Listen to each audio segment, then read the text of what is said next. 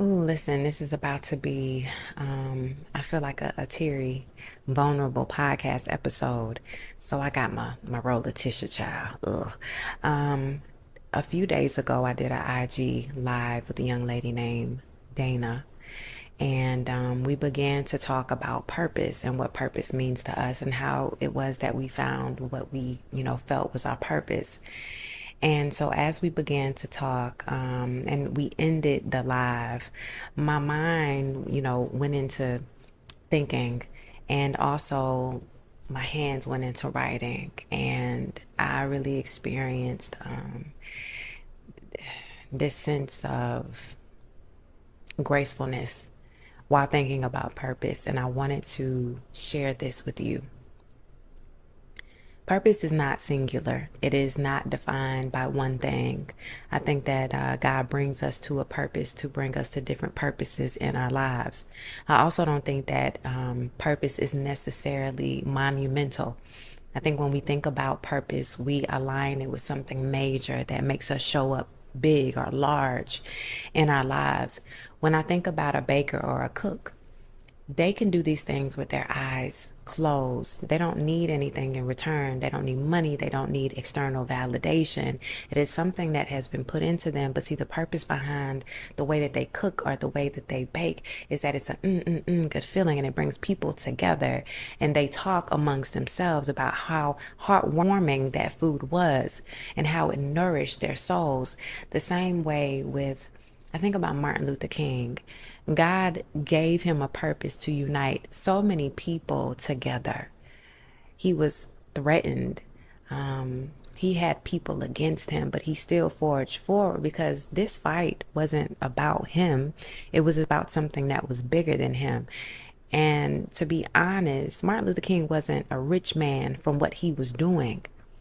The cause, the morality behind it, the value that he gave, and showing up as a black man, being a minister, regardless of whatever his outside faults were, was to bring people together so that we can be in unity. And though he didn't see it in the time that he was alive, look at what the purpose of him staying the course did for history.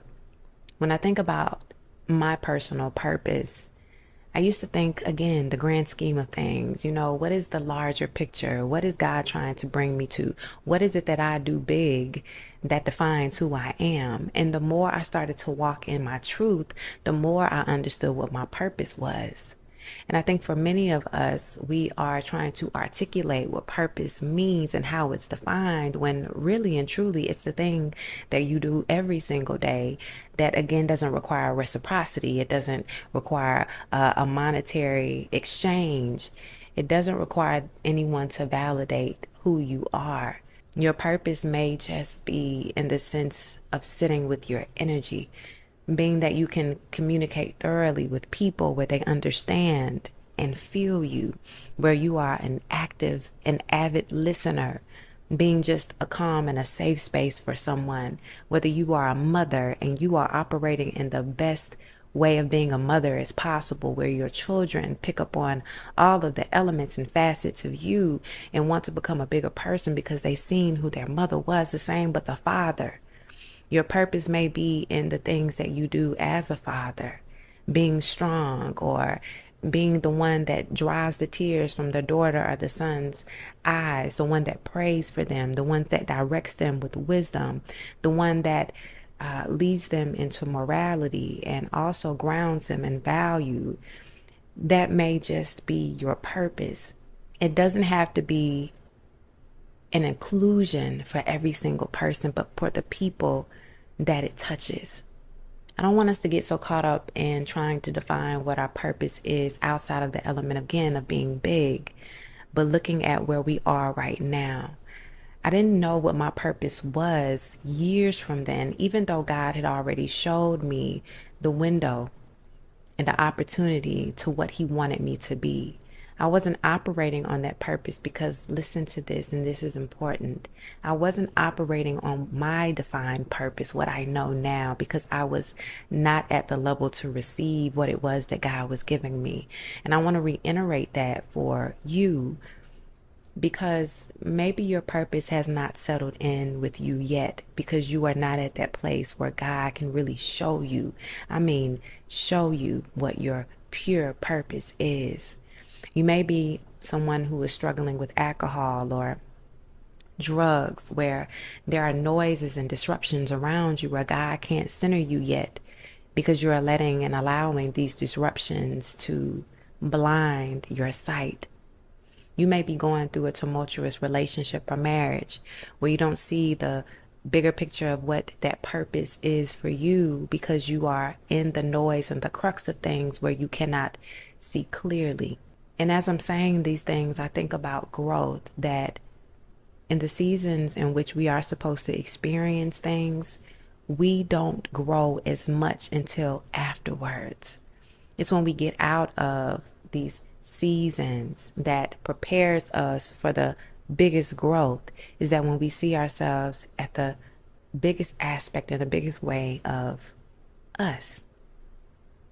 It wasn't until I settled in my silence with myself, by myself, that I realized who I was, what I was doing, and what I needed in my life.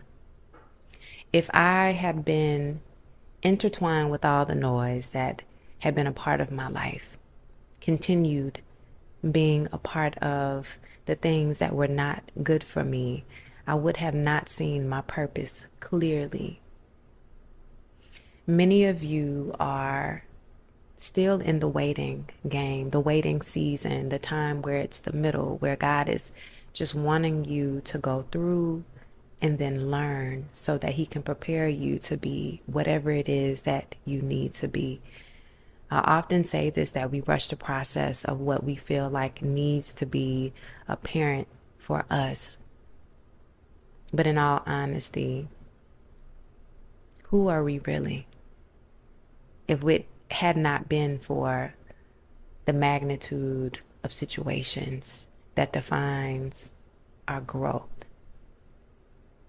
When I think of purpose, I think of how beautiful it is that in each of our lives, there are different levels in which we step into. That we may have defined our purpose as one thing, but as soon as we are into that, God elevates us more. Okay, so I'll give an example. Just like I said, the baker and the cook. Many people bake and cook well. Yum, yum, yum to the stomach, and they bring people together. That purpose may be at one level, but then when it catches the tongue and the eyes of those who admire the cook, they begin to inquire more about the food that is being prepared. And then for some people, it is elevated in the sense of God allowing occupations to come. I think about people on social media who are avid bakers, baking cakes. I love looking at those, a process that it was already in them. That was their gift, right? But the purpose, it jump-started them into a bigger, higher purpose of teaching, and also just being an inspiration for people who love to bake and have that skill within them. And then it leads them to a greater defined purpose of being teachers and mentors to those who sit in the same capacity. So again, our purpose is not singular. It raises the awareness of other things to happen. I don't want us to be so into trying to define our purpose right now when we are in the crux of situations and we can't even define our situation. I want us to look at our lives and understand that the purpose at this point is just to be here. Learn what is that we need to learn. Stay in it as long as we need to. And then after we are employed with information, use it logically to move along in the next phase of our lives. Purpose cannot be defined until you're ready to receive it. Purpose doesn't always fall in our hands and in our hearts until God is ready to define it for us. Your purpose is just being here. Your purpose is just living. Your purpose is being purposeful with those that are around you. Your purpose does not have to be magnitude to the 10th degree to feel like it is something. I get many questions with people asking me, how was it that you know that this is your purpose and this is what you're supposed to be doing?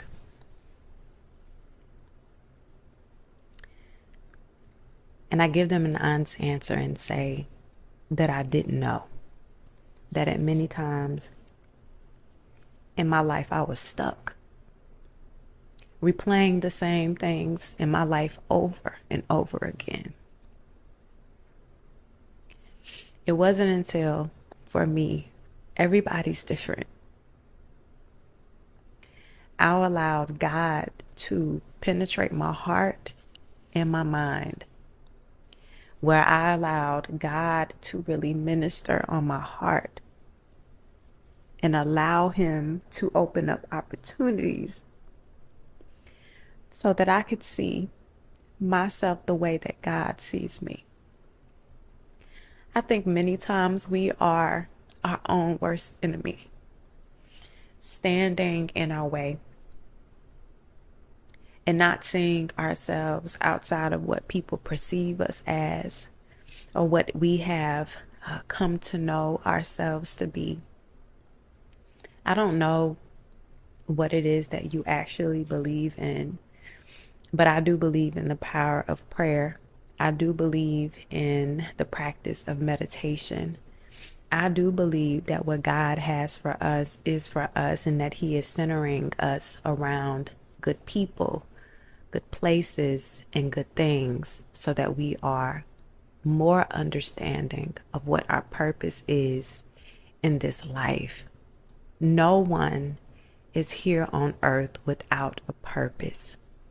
It cannot be well defined unless we remove ourselves from the day-to-day noise and chaos that we find ourselves in. It hurts me when people are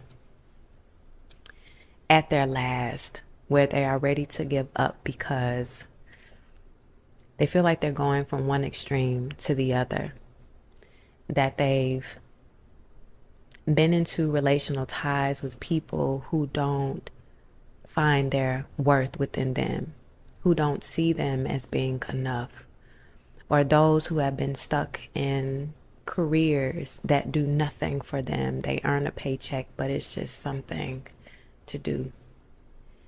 It hurts my heart that purpose has normally been aligned and defined as something grand and big that has to be showy to the world, but not given personally to you. It is your gift.